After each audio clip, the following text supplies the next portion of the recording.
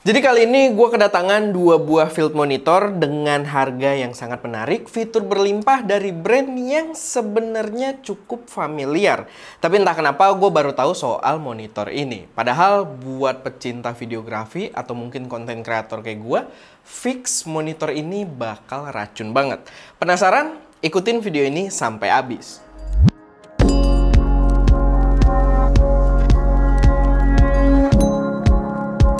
Halo semuanya, selamat datang di channel SM Media dengan gue Erwin yang seperti biasa akan membahas tentang berbagai hal yang berkaitan dengan proses produksi konten kreatif kayak fotografi, videografi, serta review dari gear-gear pendukungnya kayak di video ini. So, kalau kalian tertarik, nggak perlu ragu, langsung aja subscribe dan aktifin tombol notifikasinya. Pastiin berada di mode all biar nggak ketinggalan update-update terbaru dari kita. Karena biasanya kalau kita bahas produk yang value-nya cakep, kayak yang bakal kita bahas kali ini, produknya bakal cepet goib atau ya nanti nggak lama harganya tiba-tiba naik. Tapi semoga aja itu tidak terjadi. Oke, jadi kali ini gue mau bahas dua buah field monitor dari brand Desview, yaitu adalah Desview R5 dan juga Desview R6. Sebuah field monitor yang sangat menarik dengan fitur yang berlimpah untuk harga yang ditawarkan. Di awal tadi sebelum bumper gue udah bilang kalau brandnya ini cukup familiar. Buat kita iya, sangat familiar bahkan karena kita pernah bahas teleprompternya dengan nama Desview T2 dan teleprompter tersebut masih kita pakai sampai sekarang secara rutin dan sekarang pun kita masih pakai juga karena emang produknya nggak mengecewakan dan benar-benar mensupport workflow gue di ST Media dalam produksi video review. Cuman entah kenapa gue tidak tahu kalau ternyata Desview juga memiliki produk field monitor sendiri, nggak pernah masuk di radar gue sampai akhirnya sekarang gue cobain dan ternyata dia berhasil masuk ke dalam jajaran monitor yang bisa sangat gua rekomendasikan. Serius, ini nggak boleh kalian lewatkan. Jadi ada dua monitor di sini, Desview R5 dan juga R6 yang udah gua sebutin juga tadi sebenarnya. Dan kedua monitor ini berada di kelas yang berbeda. Jadi otomatis menawarkan harga yang berbeda dengan fitur yang pastinya agak berbeda juga, tergantung pada kebutuhan kalian. Tapi kalian bisa lihat dua-duanya di sini membawa desain yang clean banget untuk sebuah field monitor berukuran 5,5 inch. Desainnya itu nggak neko-neko, kelihatan simple dan elegan. Dan ini juga bisa membuat kita untuk lebih berfokus aja sama gambar video kita yang ditampilkan pada panelnya. Secara desain jelas terlihat lebih baik kalau dibandingkan dengan jajaran Aputure atau field monitornya Viltrox. Lalu nggak cuma dari segi estetik aja, kedua field monitor ini udah mendukung kontrol secara touchscreen yang membuat pengoperasiannya sangatlah simpel kalau dibandingkan dengan field monitor lain di kelasnya. Membuatnya jelas terasa berkelas juga. Yang padahal monitor ini, si Desview R5 itu dibanderol dengan harga mulai 2,5 jutaan aja. Oke. Mungkin biar lebih gampang, gue akan bahas satu persatu dulu. Gue akan bahas mulai dengan si Desview R5, opsi yang lebih budget friendly-nya. Dimana monitor ini dijual dengan cara bundling, ya dua-duanya bundling, tapi untuk R5 ini dia dapat monitor dan dua baterai NPF itu dijual seharga Rp2.499.000. Dan perlu di-note kalau itu udah dapat dua baterai NPF 550 dan itu jelas menambah extra value dari produknya sendiri. Tapi kalian kalau belum punya chargernya, kalian bisa ambil yang bundling monitor, dua baterai F550 dan charger seharga Rp2.699.000. Yang berarti kalian tinggal pakai aja. Nggak perlu beli baterai secara terpisah lagi. Begitu juga kabel HDMI-nya, dia udah dapet jadi nggak perlu repot-repot, tinggal pakai aja. Impresi penggunaan juga sangat baik. Touchscreen cukup responsif ketika digunakan untuk berbagai pengaturan. Bisa buat ngatur cepet juga untuk brightness dan volume audio. Dan bahkan bisa buat zoom dan drag dari preview video kita juga. Dan kalau takut nggak sengaja kepencet, kita bisa pencet sekali tombol power buat enable dan disable touchscreen-nya. Jangan ditahan karena ya nanti malah akan mati si monitornya. Kontrol dengan touchscreen sendiri itu bener-bener ngemanjain banget. Dibanding pakai monitor dengan tombol fisik yang kadang gua harus lihat terus fungsi dari masing-masing navigasinya berdasarkan label di tombolnya. Apalagi kalau kita sering pakai beberapa monitor yang berbeda-beda dan gak ada waktu buat ngapalin atau ngatur fungsinya secara personalized. Kontrol touchscreen jelas superior, jauh lebih nyaman. Untuk kualitas gambar juga surprisingly di monitor ini bagus. Gambarnya terlihat tajam dan detail, dan untuk kelas harganya 2,5 jutaan udah dengan dua baterai, ini termasuk cakep banget.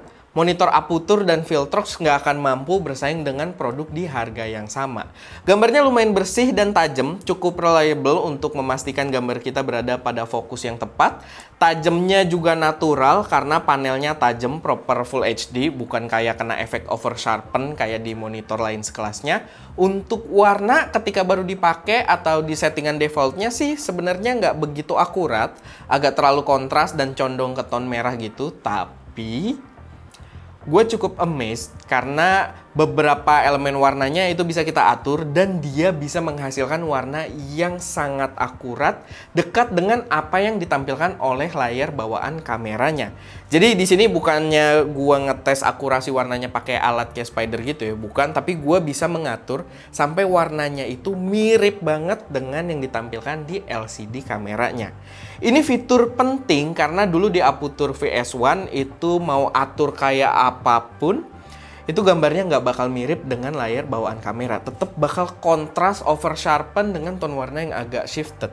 Bener-bener susah banget buat di match dengan kamera. Dan di Dashview R5 ini dia berhasil untuk match dengan kamera dengan cukup gampang. Dan ini penting karena untuk sebuah monitor tambahan kita emang mau lihat gambar yang seakurat mungkin dengan hasil akhirnya nanti.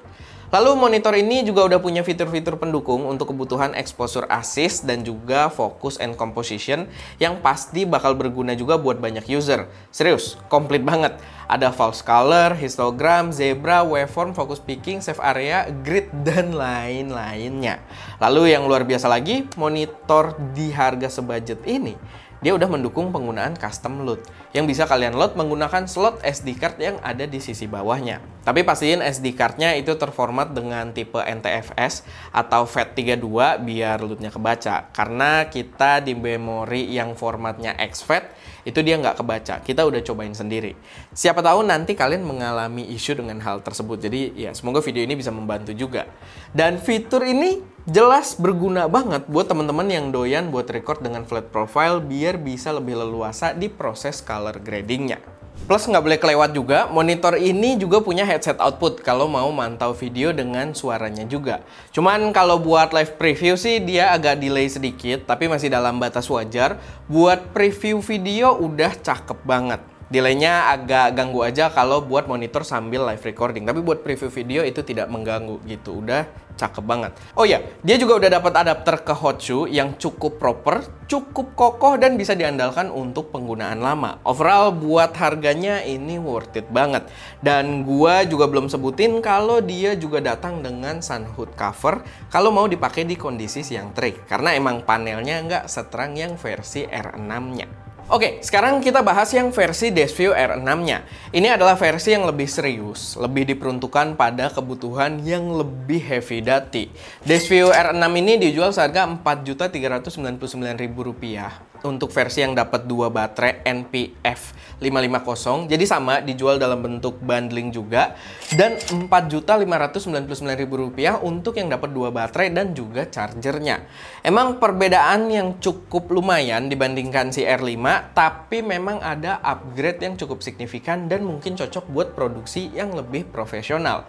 Gampangnya sih gini, biar nggak banyak ngulang pembahasannya, semua fitur keren yang ada di R5 tadi, semuanya ada di versi R6 ini. Touchscreen control, bisa zoom, pengaturan cepat, exposure assist, focus and composition, custom load pakai SD card, dan sebagainya. Semuanya ada. Tapi di sini dia dibekali dengan panel yang udah ultra bright, yang membuatnya cocok untuk penggunaan di luar ruangan bahkan tanpa pakai sun hood. Dan kalian juga bisa lihat dengan jelas perbedaan brightness maksimalnya antara R5 dan R6 ini ketika dipakai di luar ruangan. Ini gokil banget karena ultra bright di monitor ini intensitasnya hingga 2800 nits. Padahal ultra bright di Filworld Master MA7U aja yang pernah kita coba juga, itu juga versi ultra bright dari Filworld Master, itu cuma sampai 2200 nits. Jadi si Dashview R6 ini bener-bener gokil banget terangnya. Lalu secara bobot juga terasa agak lebih berat dibanding R5 karena si R6 ini udah dilengkapi dengan active cooling, alias ada sistem pendinginan berupa heatsink dan juga kipas di sisi dalamnya. Yang kecepatan kipasnya juga bisa kita atur. Jadi kalau kalian nge-shoot berusaha sesunyi mungkin, kipasnya bahkan bisa sampai kita matiin, tapi di kondisi yang outdoor panas kena terik matahari bisa kita kencengin gitu kalau kita nggak peduli dengan suara noise dari kipasnya. Jadi bisa menyesuaikan. Dan udah kelihatan juga kalau dia memang diciptakan untuk workload yang lebih berat dibandingkan si Dashview R5. Tapi kalau kebutuhan kalian belum sebesar itu, Dashview R5 udah terbilang sangat recommended menurut gua. Dan kalau kalian pakai workflow 4K, si R6 ini juga udah mendukung pass-through dengan resolusi 4K melalui HDMI in dan outputnya. Jadi kalau kalian masukin sinyal video 4K, dia akan keluar lagi di HDMI outputnya itu masih dalam bentuk 4K. Jadi kalau kalian mau output lagi ke device yang berbeda, itu masih full resolution. Overall menurut gua kedua monitor ini recommended banget buat produksi video. Fiturnya komplit banget buat berbagai kebutuhan. Tapi yang paling penting adalah gua suka banget dengan kualitas gambar yang dihasilkan oleh panelnya. Nggak yang lebih budget, yang lebih murah, ataupun yang agak mahalnya, yang R6. Itu dua-duanya memiliki kualitas gambar yang menurut gua bagus banget gitu. Dan bisa color match juga dengan kameranya. Walaupun ya defaultnya kurang pas, tapi dengan sedikit bermain dengan konfigurasi warnanya, dia bisa menghasilkan ketajaman, kontras, dan warna yang sangat akurat. Dan gue suka banget dengan kedua monitor ini. Plus, gue lupa juga buat bahas kalau keduanya itu juga punya fitur flip yang bisa dimanfaatin kalau kalian mau gabungin dengan penggunaan teleprompter. Biar tulisan yang dipantulin di kacanya itu orientasinya bener dan bisa dibaca. Kayak yang lagi kita pakai sekarang. Jadi sekarang kenapa tidak ada monitornya di sini? Karena satu lagi dipakai untuk preview dan satu lagi dipakai untuk teleprompter juga. Dan ya, jadi menurut gua monitor ini komplit banget dan gua bisa dengan pede merekomendasikannya buat kalian. Oke, paling segitu aja buat video kali ini. Semoga bermanfaat dan bisa jadi referensi buat kalian. Kalau ada koreksi, saran, atau pertanyaan, taruh aja semuanya di kolom komentar. Kalau kalian tertarik buat beli, kita juga udah kasih link yang terpercaya ada di deskripsi. Oke, paling itu aja.